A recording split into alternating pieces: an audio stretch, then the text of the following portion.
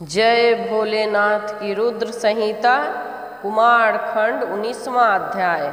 स्वामी कार्तिकेय और गणेश की बाल लीला विवाह के विषय में दोनों का परस्पर विवाद। शिव जी द्वारा पृथ्वी परिक्रमा का आदेश, कार्तिकेय का प्रस्थान, बुद्धिमान गणेश जी का पृथ्वी रूप माता पिता की परिक्रमा और प्रसन्न शिव द्वारा गणेश के प्रथम विवाह की स्वीकृति।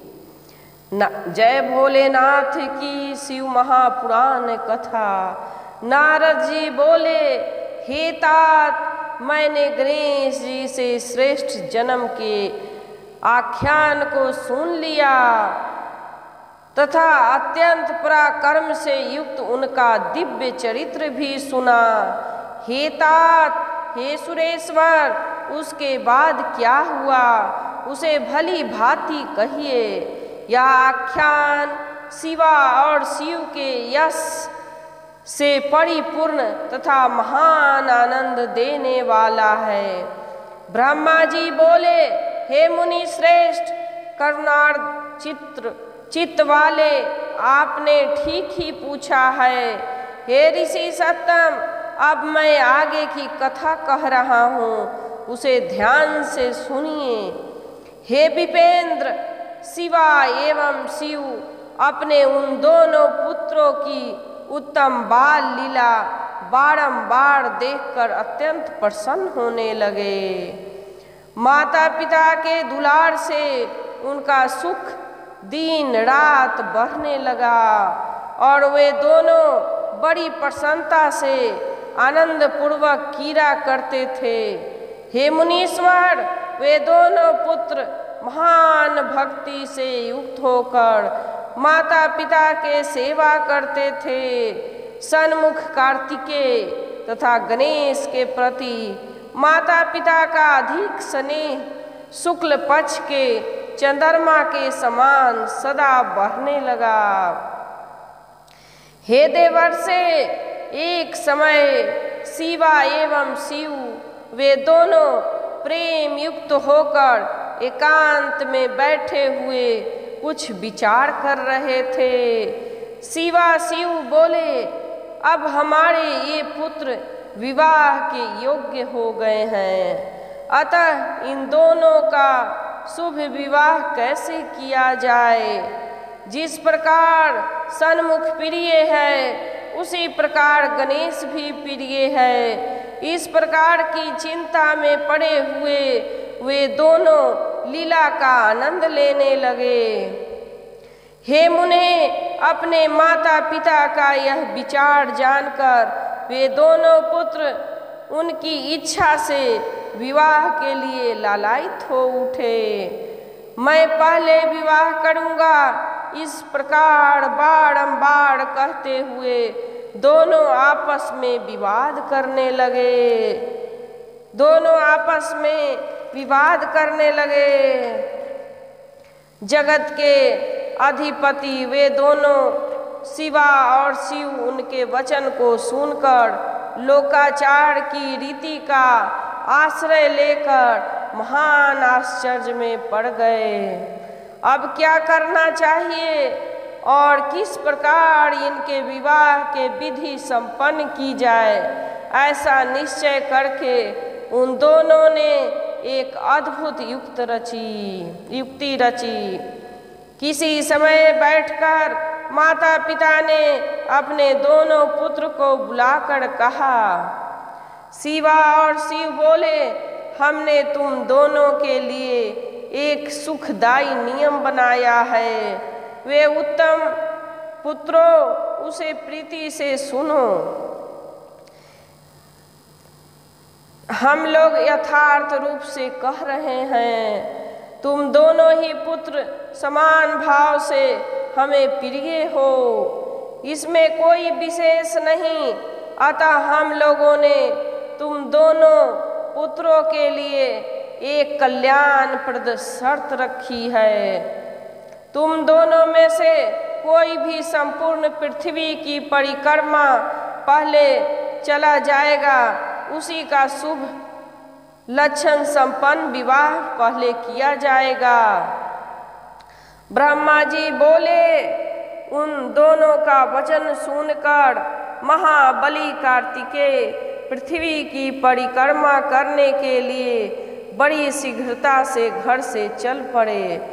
किंतु बुद्धिमान गणेश जी अपनी सद्बुद्धि से चित्त में बारंबार विचार करके वही स्थित रहे कि मुझे क्या करना चाहिए और कहाँ जाना चाहिए। मैं तो लांघ भी नहीं सकता हूँ, कोस भर चलने के लिए मैं पुनः चल नहीं सकता, फिर इस पृथ्वी की परिक्रमा करके मैं कौन सा सुख प्राप्त कर सकूँगा। ऐसा विचार कर गणेश जी ने जो किया उसे आप सुनिए। विधि पूर्वक स्नान करके स्वयं घर आकर वे माता पिता से कहने लगे। गणेश जी बोले, हे तात, आप दोनों की पूजा के लिए मेरे द्वार स्थापित इस आसन पर आप लोग बैठ जाइए और मेरा मनोरथ पूर्ण कीजिए। ब्रह्मा जी बोले। उनकी बात सुनकर पार्वती और परमेश्वर पूजा ग्रहण करने के लिए आसन पर बैठ गए। गणेश जी ने उन दोनों का पूजन किया और बारंबार उनकी परिक्रमा की। इस प्रकार 7 परिक्रमा की तथा 7 बार प्रणाम किया। हे तात, बुद्धि सागर गणेश जी ने बारंबार उनकी स्तुति कर हाथ जोड़कर प्रेम विहल अपने माता पिता से कहा। गणेश जी बोले, हे माता एवं पिता, हे माता एवं हे पिता, आप मेरी श्रेष्ठ बात सुनिए। अब शीघ्र ही मेरा सुंदर विवाह कर दीजिए। ब्रह्मा जी बोले। इस प्रकार महात्मा गणेश जी का यह वचन सुनकर माता पिता ने महाबुद्धि निधि गणेश जी से कहा। शिवा शिव बोले, तुम भी वन सहित पृथ्वी की ठीक ठाक परिक्रमा करो। कुमार गया हुआ है, वहाँ तुम भी जाओ और पहले चले आओ। ब्रह्मा जी बोले। इस प्रकार माता पिता के इस वचन को सुनकर गणेश जी संयत तथा कुपित होकर कहने लगे। गणेश जी बोले, हे माता एवं हे पिता, आप दोनों धर्म रूप और अत्यंत विद्वान माने गए हैं। अतः हे श्रेष्ठ माता पिता, मेरी धर्म समस्त बात को ठीक ठाक सुनिए। मैंने तो 7 बार पृथ्वी की परिक्रमा की है, तब से माता पिता आप दोनों ऐसा क्यों कह रहे हैं। ब्रह्मा जी बोले। उसके बाद गणेश जी का वचन सुनकर महालीला करने वाले उन दोनों शिवा शिव ने लौकिक रीति का आश्रय लेते हुए कहा। माता पिता बोले, हे पुत्र, तुमने अति विशाल 7 द्वीप वाली समुद्र पर्यंत फैली हुई तथा घोर जंगलों से परिव्याप्त पृथ्वी की परिक्रमा कब की। ब्रह्मा जी बोले, हे मुने, शिवा शिव के इस वचन को सुनकर महाबुद्धि के निधान पुत्र गणेश जी इस प्रकार वचन कहने लगे। गणेश जी बोले, मैंने आप दोनों माता पिता शिवा और शिव का पूजन करके अपनी बुद्धि से समुद्र पर्यंत पृथ्वी की परिक्रमा कर ली है। इस प्रकार का वचन वेदों, शास्त्रों तथा धर्म शास्त्रों में विद्वान है। क्या यह वचन सत्य है अथवा सत्य नहीं है। माता पिता का पूजन कर जो उनकी परिक्रमा कर लेता है, उसे पृथ्वी की परिक्रमा करने से होने वाला फल निश्चित रूप से प्राप्त हो जाता है। जो माता पिता को घर में छोड़कर तीर्थ स्थान में जाता है उसके लिए वह वैसा ही पाप कहा गया है जो उन दोनों के वध करने से लगता है। जय भोलेनाथ की, जय भोलेनाथ की। माता पिता का चरण कमल ही पुत्र के लिए महान तीर्थ है। अन्य तीर्थ तो दूर जाने पर प्राप्त होता है। यह तीर्थ सन्निकट रहने वाला, सभी प्रकार से सुलभ और धर्मों का साधन है। पुत्र के लिए माता पिता तथा स्त्री के लिए पति ही घर में सर्वोत्तम तीर्थ है।